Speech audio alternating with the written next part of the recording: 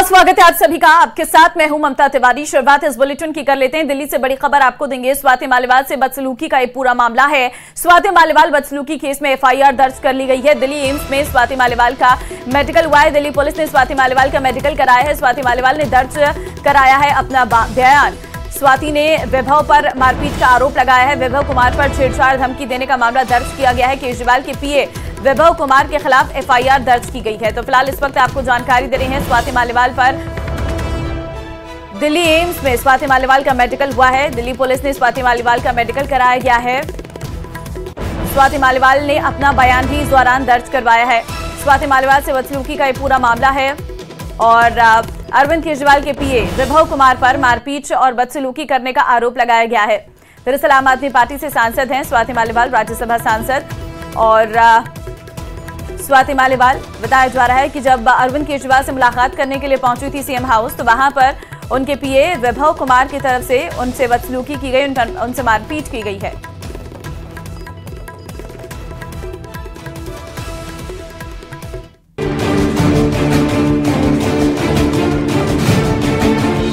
स्वाति मालीवाल से बदसलूकी मामले में पुलिस का एक्शन। स्वाति मालीवाल की लिखित शिकायत के बाद दर्ज हुआ केस। विभव कुमार के खिलाफ दिल्ली पुलिस ने दर्ज की एफआईआर। आम आदमी पार्टी की सांसद स्वाति मालीवाल ने पहली बार अपने साथ हुई बदसलूकी पर चुप्पी तोड़ी है। उनकी लिखित शिकायत के बाद दिल्ली के सीएम अरविंद केजरीवाल के निजी सचिव विभव कुमार की मुश्किलें बढ़ गईं। विभव कुमार के खिलाफ दिल्ली पुलिस ने एफआईआर दर्ज करके आगे की कार्रवाई शुरू कर दी है। विभव कुमार पर दिल्ली के सीएम आवास में स्वाति के साथ बदसलूकी और मारपीट करने का आरोप है। दिल्ली पुलिस ने विभव कुमार के खिलाफ 354, 506, 509, 323 और अन्य धाराओं के तहत एफआईआर दर्ज की है। स्वाति मालीवाल ने 2.5 पेज की लिखित शिकायत में विभव कुमार पर कई संगीन आरोप लगाए। 13 मई को सीएम हाउस में हुई एक घटना की तफसील से जानकारी दी। अपनी शिकायत में उन्होंने डिटेल में बताया कि उस रोज उनके साथ क्या कुछ हुआ। दिल्ली पुलिस से शिकायत में स्वाति मालीवाल ने आरोप लगाया कि अरविंद केजरीवाल के निजी सचिव विभव कुमार ने उन्हें सीएम हाउस में थप्पड़ मारा, लातों से मारा, पेट में मारा और उनके शरीर पर हमला किया। दिल्ली पुलिस की एक टीम स्वाति मालीवाल के घर पहुंची थी। इस टीम में एडिशनल सीपी और एडिशनल डीसीपी जैसे बड़े अफसर मौजूद रहे। खबर है कि इन्हीं अफसरों के सामने स्वाति मालीवाल ने अपना बयान दर्ज करवाया, अपने साथ हुई घटना की जानकारी दी थी। स्वाति मालीवाल के इन आरोपों के बाद से ही दिल्ली पुलिस एक्टिव हो गई है और ताबड़तोड़ कार्रवाई में जुट गई। दिल्ली पुलिस के स्पेशल सेल के एडिशनल सीपी ने स्वाति मालीवाल से बातचीत के बाद अपने अफसरों को ब्रीफ किया। फिर विभव कुमार के खिलाफ मुकदमा दर्ज किया गया। सूत्रों के मुताबिक स्वाति मालीवाल ने जो गंभीर आरोप लगाए हैं, उनमें दिल्ली के सीएम आवास का सीसीटीवी फुटेज काफी अहम सबूत होगा। इसीलिए सीएम आवास में जितने भी कैमरे लगे हैं, उन सभी का डेटा लिया जाएगा। स्वाति मालीवाल के आरोपों की सत्यता जानने के लिए सीसीटीवी फुटेज हासिल करेगी पुलिस सीसीटीवी कैमरे में विभव कुमार की उपस्थिति भी देखेगी, क्योंकि उन्हीं के नाम एफआईआर दर्ज की गई है। विभव किस समय सीएम हाउस आए, कब तक वहां पर उनकी मौजूदगी रही थी, ये देखा जाएगा। स्वाति मालीवाल कितने बजे सीएम हाउस पहुंची और कब तक वहां पर रही, इसे देखा जाएगा। यही नहीं, 13 मई को हंगामे के दिन केजरीवाल के घर पर जितने भी सुरक्षा कर्मियों की ड्यूटी थी, उन सभी के बयान दर्ज किए जाएंगे। सभी चश्मदीदों की लिस्ट बनाई जाएगी, उनके बयान लिए जाएंगे। फिर दिल्ली पुलिस आगे की कार्रवाई करेगी। इस बीच स्वाति मालीवाल के करीबी सूत्रों के हवाले से खबर है कि लिखित शिकायत में अरविंद केजरीवाल का नाम नहीं है। वहीं स्वाति मालीवाल ने अपने साथ हुई घटना पर कहा कि दिल्ली पुलिस के समक्ष अपना बयान दर्ज करवा दिया है और बीजेपी को इस घटना पर राजनीति नहीं करनी चाहिए। स्वाति मालीवाल ने सोशल मीडिया प्लेटफॉर्म एक्स पर पोस्ट कर कहा कि मेरे साथ जो हुआ वो बहुत बुरा था। मेरे साथ हुई घटना पर मैंने पुलिस को स्टेटमेंट दे दिया है। आशा है उचित कार्रवाई होगी। पिछले दिन मेरे लिए बहुत कठिन रहे हैं। जिन लोगों ने चरित्र हनन की कोशिश की, भगवान उन्हें भी खुश रखे और ये बोला कि दूसरी पार्टी के इशारे पर कर रही हैं। बीजेपी वालों से खास गुजारिश है कि इस घटना पर राजनीति ना करें। इस बीच इस मामले में राष्ट्रीय महिला आयोग की भी एंट्री हो गई है। खबर है कि राष्ट्रीय महिला आयोग ने विभव कुमार को नोटिस भेजकर उन्हें आज तलब किया है। वहीं स्वाति मालीवाल की लिखित शिकायत के बाद केजरीवाल के पीए विभव कुमार की मुश्किलें और बढ़ सकती हैं। चलिए आगे बढ़ते हैं। पुरानी रंजिश को लेकर बदमाशों ने बारा शहर और बड़ा गांव में 2 जगहों पर फायरिंग की है। फायरिंग में एक युवक गंभीर रूप से घायल हो गया है और उसे तुरंत अस्पताल पहुंचाया गया है। गंभीर हालत में कोटा रेफर कर दिया गया है। इधर फायरिंग की घटना के बाद क्षेत्र में सनसनी फैल गई है। घटना का पता लगाने पर एसपी राजकुमार चौधरी घटनास्थल पर पहुंचे। पुलिस आरोपियों की तलाश में जुट गई है। एसपी राजकुमार चौधरी ने बताया कि मीणा पक्ष समाज के 2 पक्षों में मामूली बात पर एक विवाद हो गया था और इसे लेकर एक पक्ष की ओर से सदर थाने में दूसरे पक्ष के खिलाफ मारपीट करने और छेड़छाड़ का मामला दर्ज कराया गया था। रिपोर्ट करवाने के बाद उसी पक्ष के लोगों ने दूसरे पक्ष के नितेश मीणा पर उसकी मातना तिराहे के पास से दुकान पर जाकर फायरिंग कर दी है। हालांकि गोली उसके पास से निकल गई है। इसके बाद आरोपियों ने बड़ा के समीप एक ढाबे पर जाकर युवक अनिल मेहता पर भी फायर कर दिए हैं, जिससे युवक गंभीर रूप से घायल हो गया।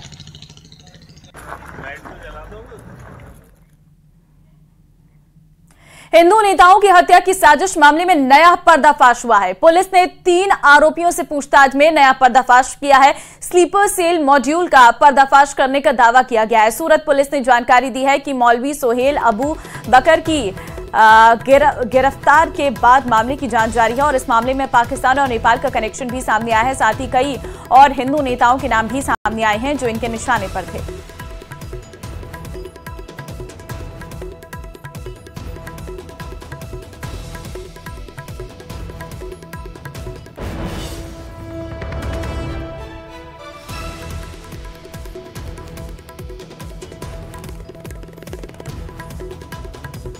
और पीओके में जारी बवाल थमने का नाम नहीं ले रहा है। अब वहां के स्थानीय लोगों ने पाकिस्तान के खिलाफ बगावत शुरू कर दी है और स्थानीय लोग अब खुलकर आजादी की मांग उठा रहे हैं। वहां के लोगों ने बागी संगठनों से हथियार तक उठाने की अपील कर दी है। तस्वीरें आपके सामने आप देख सकते हैं किस तरीके से सभी लोग आजादी की मांग पर अड़े हुए हैं और पीओके के हालात दिन और दिन खराब होते हुए नजर आ रही हैं। हिंसात्मक घटनाएं हो रही हैं। महंगाई की मार से परेशान लोग अब आजादी की मांग कर रहे हैं और ये आजादी की मांग लगातार तेज होती हुई नजर आ रही है। बागी संगठनों से भी हथियार उठाने की अपील जो है वो की जा रही है।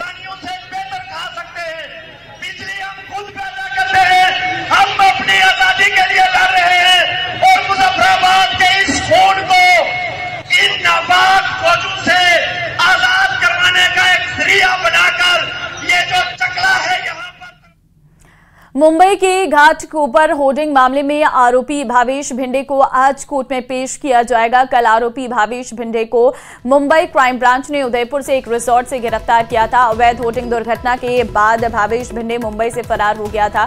भावेश भिंडे होर्डिंग लगाने वाले कंपनी का मालिक है। भावेश भिंडे पर इससे पहले मुंबई पुलिस ने 2 मामले दर्ज किए हैं। मुंबई में सोमवार को धूल भरी आंधी और बारिश की वजह से घाट कोपर में एक अवैध होर्डिंग पेट्रोल पंप पर गिर गया था। अब तक होर्डिंग हादसे में 16 लोगों की मौत हो चुकी है। तो आरोपी भावेश भिंडे को गिरफ्तार कर लिया गया है। हादसे के बाद मुंबई से फरार था यह आरोपी। दरअसल धूल भरी आंधी आई और जिससे होर्डिंग गिर गई, उसके नीचे 16 लोग दब गए हैं। कई लोग अभी भी घायल हैं जिनका इलाज जारी है। प्रधानमंत्री मोदी की ताबड़तोड़ चुनावी रैलियां। यूपी में 3 रैलियों को करेंगे संबोधित। सुबह 11:15 बजे बाराबंकी में करेंगे रैली। दोपहर 1 बजे फतेहपुर में करेंगे सभा। 3 बजे हमीरपुर में रैली को करेंगे संबोधित। बाराबंकी और फतेहपुर में 20 जून को है मतदान। हमीरपुर में 1 जून को वोटिंग होगी। तो सुबह 11:15 बजे बाराबंकी में रैली करेंगे। पीएम मोदी की ताबड़तोड़ चुनावी रैलियां रहने वाली हैं। दोपहर 1 बजे फतेहपुर में एक सभा करेंगे। पीएम की ताबड़तोड़ चुनावी रैलियां। 3 बजे हमीरपुर में रैली को संबोधित करेंगे। बाराबंकी और फतेहपुर में 20 जून को मतदान है। यूपी में 3 रैलियों को संबोधित प्रधानमंत्री करते हुए नजर आएंगे। पीएम मोदी की ताबड़तोड़ चुनावी रैलियां रहने वाली हैं। दोपहर 1 बजे फतेहपुर में जनसभा करेंगे। वहीं आज मुंबई में एनडीए अपना शक्ति प्रदर्शन करने जा रहा है। शिवाजी पार्क में आज पीएम मोदी रैली करेंगे। शाम करीब 6:45 बजे होने वाली इस रैली में मुख्यमंत्री एकनाथ शिंदे, उप मुख्यमंत्री देवेंद्र फडणवीस, उप मुख्यमंत्री अजीत पवार और महाराष्ट्र नवनिर्माण सेना के अध्यक्ष राज ठाकरे भी मौजूद रहेंगे। बीजेपी इस रैली में 2 बड़े दांव खेलने की तैयारी कर रही है और इस रैली में जहां महायुति की तरफ से आखिरी शक्ति प्रदर्शन किया जाएगा, तो वहीं इस रैली में एमएनएस प्रमुख राज ठाकरे पीएम मोदी के साथ मंच भी साझा करेंगे। महाराष्ट्र में अब सिर्फ 13 लोकसभा सीटों का चुनाव शेष बचा है। इसमें मुंबई की 6 लोकसभा सीटें शामिल हैं।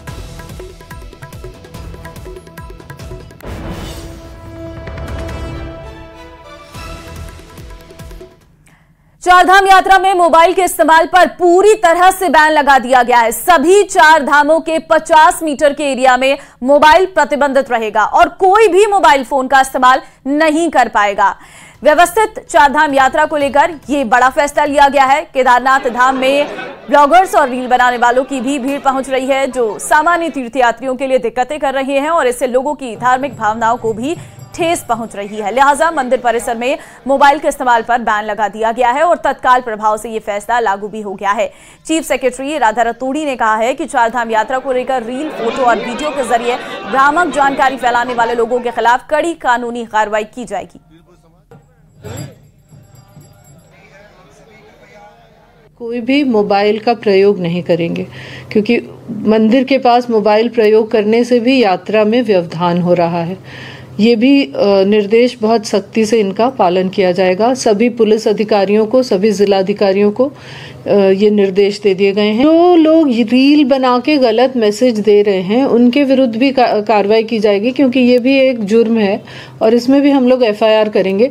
क्योंकि अगर आप यात्रा के लिए जा रहे हैं तो आप श्रद्धा और आस्था से एक मंदिर में जा रहे हैं, वहां पे जाके रील बनाना तो बहुत ही गलत बात है। इरादे नेक हो तो साधन की कमी राह करोड़ा नहीं बनती है। ये बात इसलिए क्योंकि आज से करीब 23 साल पहले एक छोटे से कमरे से शुरू हुआ अपना घर आश्रम आज मानवता की बढ़ चढ़कर सेवा कर रहा है।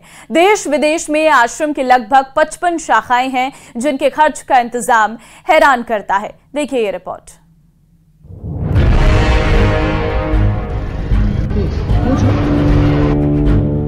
न धर्म का झगड़ा, न क्षेत्र की लड़ाई, न किसी किस्म का कोई वर्चस्व, यहां मानवता ही है सर्वस्व। घर से दूर एक घर, अपना घर आश्रम।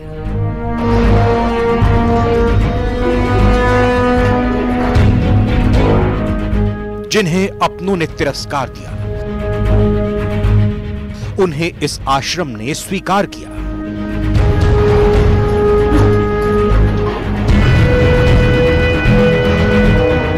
न सिर्फ आसरा दिया, बल्कि उनके दुख दर्द का भी भरपूर इलाज किया। उनके होठों पर मुस्कान लाने की भरपूर कोशिश की। इसीलिए भरतपुर का अपना घर आश्रम बेसहारा लोगों का पसंदीदा ठिकाना है। इतना ही नहीं, उन्हें घर की याद तक यहाँ पर नहीं आती है। खास बात यह है, यहाँ पर सबसे छोटा जो सदस्य है वो 4 दिन का है और सबसे बड़ा सदस्य इस परिवार का 100 साल से अधिक आयु के हैं। सभी सदस्यों के लिए अलग अलग आवासीय व्यवस्था है। अपना घर आश्रम में लावारिस मंदबुद्धि लोगों को लाकर इलाज किया जाता है। ठीक होने के बाद काउंसलिंग कर घर परिवार की जानकारी जुटाई जाती है। घर का पता बताने पर बिछड़ों को अपनों से मिला दिया जाता है। ये जो लावारिस स्थिति में होते हैं, बीमारी की स्थिति में होते हैं, उनका उपचार किया जाता है और फिर उन्हें अपनों से मिलाने के लिए सोशल मीडिया की जो टीम है अपना घर सेवा आश्रम में, वो बाकायदा यहाँ पर पेश करती है कि किस तरह से इन्हें अपनों से मिलाया जाए। सोशल मीडिया पर प्रचार प्रसार किया जाता है। इनके परिजन जो हैं वहाँ तक संदेश पहुँचाने की कोशिश की जाती है। 23 वर्षों में 23,000 से ज्यादा लोगों को अपनों से मिलाया जा चुका है। फिलहाल अपना घर आश्रम में 5,932 लोग रह रहे हैं। करीब 23 साल पहले एक छोटे कमरे से शुरू अपना घर आश्रम आज देश विदेश तक फैल गया है। भी लोग यहाँ पर रहते हैं जिन्हें उनके घर से निकाल दिया जाता है, या फिर उन्हें उनके जो परिवार के लोग हैं वो उन्हें वहाँ से भगा देते हैं घर से, और उसके बाद वो उनका कोई सहारा नहीं होता है, तो वहाँ अपना घर आश्रम में यहाँ पर इनको सहारा दिया जाता है। आश्रम की देश विदेश में लगभग 55 शाखाएं हैं। सरकार की मदद के बिना अपना घर आश्रम दीन दुखियों की सेवा कर रहा है। आश्रम का रोज का खर्च लगभग 10 लाख रुपए है, जिसके लिए ठाकुर जी यानी भगवान को सिर्फ चिट्ठी लिख दी जाती है। आश्रम के संचालक डॉक्टर बीएम भारद्वाज बताते हैं कि अभाव की स्थिति में भगवान के नाम चिट्ठी लिखने पर समस्या आश्चर्यजनक तरीके से दूर हो जाती है।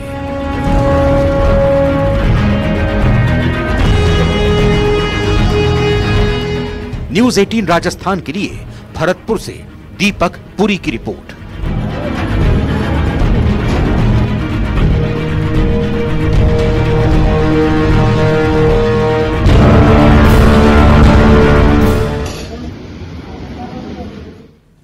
राजस्थान की राजधानी गुलाबी नगरी का परकोटा विश्व विरासत में शुमार है, लेकिन आज हम आपको बताएंगे कि 4 दीवारी के परकोटे के 5 दरवाजे किस हाल में हैं। देखिए रिपोर्ट।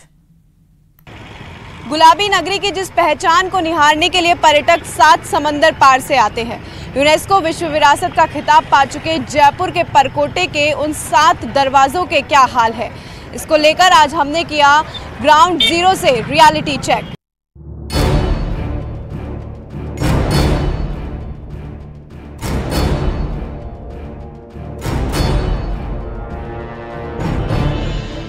एक तस्वीर 1000 शब्दों के बराबर होती है। यकीन नहीं तो दर्द और बदहाली की दास्तान सुनाती इन दीवारों को सुनिए।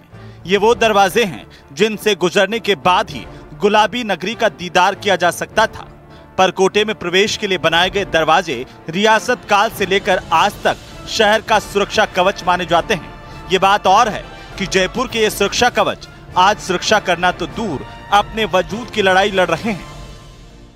रियलिटी चेक में पहले दरवाजे यानी कि अजमेरी गेट पर इस वक्त मैं मौजूद हूँ, जहाँ मैं आपको तस्वीरों के जरिए बताऊंगी कि आखिर परकोटे में सुरक्षा कवच कहे जाने वाले दरवाजे अजमेरी गेट के क्या हालात है। और मैं आपको बता दूं, ये दक्षिण स्थित 4 दरवाजों में से एक मुख्य दरवाज़ा है, जो कि अजमेर से आने का मुख्य द्वार एक ज़माने में हुआ करता था, और अभी ये किशनपोल बाज़ार का इस दरवाजे से रास्ता खुलता है। लेकिन ये तस्वीरें आप देखिए कि पूरे अजमेरी गेट की जो हालात है, यहाँ पर उसके कलर उतर चुका है, रंग उतर चुका है, और वहीं दीवारों में दरारें भी अब नजर आने लगी है। कहावत है, बुरी शुरुआत का अंत अच्छा होता है। इसीलिए रियलिटी चेक में पहले कदम पर ही शासन प्रशासन की बेरुखी नजर आई थी, लेकिन एक उम्मीद थी शायद अगला दरवाजा कुछ बेहतर हालत में नजर आ जाए। लेकिन स्याह हकीकत उम्मीद को चकनाचूर कर रही थी। हर कदम पर जिम्मेदारों के दावे सिर छिपाते नजर आ रहे थे। बदहाली की हर तस्वीर जिम्मेदारों के वजूद को तार तार कर रही थी। Zorawar Singh gate, Surajpol gate, Ghat gate, Sanganeri gate, Chandpol gate, Gangapol gate, सब जगह हालात एक जैसे ही थे।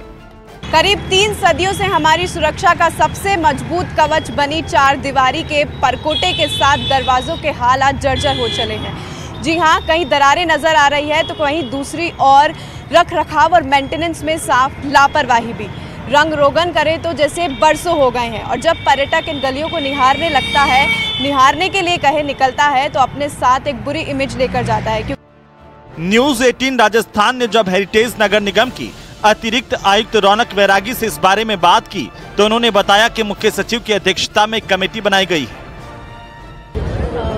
इसके लिए माननीय मुख्य सचिव महोदय की अध्यक्षता में एक कमेटी है। जैसे ही सर से समय मिलता है, काफी समय उसकी बैठक तो भी हो गया है, उनके समक्ष ये सारी स्थितियां लेकर एक सर्वे यहाँ जारी करते हैं। ये तस्वीरें जयपुर के बाशिंदों के लिए भले ही परेशानी का सबब हों, लेकिन 7 समंदर पार से जयपुर निहारने पहुंचने वाले सैलानियों के लिए बदहाली की ये तस्वीरें किसी धोखे से कम नहीं हैं। सोशल मीडिया पर तस्वीरों के जरिए कुछ और दिखाई देता है, लेकिन जब वो हकीकत में इन हेरिटेज में आकर रूबरू होते हैं तो कुछ और तस्वीरें उनके सामने नजर आती हैं। ऐसे में सवाल बड़े उठते हैं कि आखिर पर्यटन विभाग क्या कर रहा है, क्यों सुध नहीं ले रहा है, सरकार का आखिर इस और ध्यान क्यों नहीं है। उम्मीद है कि न्यूज़ 18 राजस्थान की इस खबर के बाद जिम्मेदार एक्शंस लेंगे और इस और भी अपना ध्यान देंगे। कैमरामैन शेषिंग के साथ महिमा जैन, न्यूज़ 18। एक बड़ी खबर आ रही है। महिला आयोग के सामने वैभव कुमार की पेशी। महिला आयोग ने वैभव कुमार को पूछताछ के लिए बुलाया है। स्वाति मालीवाल मामले में एनसीडब्ल्यू ने भेजा था नोटिस। दिल्ली के सीएम अरविंद केजरीवाल के पीए हैं वैभव कुमार। तो बड़ी खबर आपको दे रहे हैं, वैभव कुमार को पूछताछ के लिए बुलाया गया है। महिला आयोग ने बुलाया है। महिला आयोग के सामने वैभव कुमार की पेशी रहेगी। स्वाति मालीवाल मामले में एनसीडब्ल्यू ने ये नोटिस भेजा था। दिल्ली के सीएम अरविंद केजरीवाल के पीए हैं वैभव कुमार, जिनकी हम तस्वीर भी आपको लगातार दिखा रहे हैं। एयरपोर्ट से बाहर आती हुई तस्वीर है जिसमें वैभव कुमार नजर आ रहे हैं।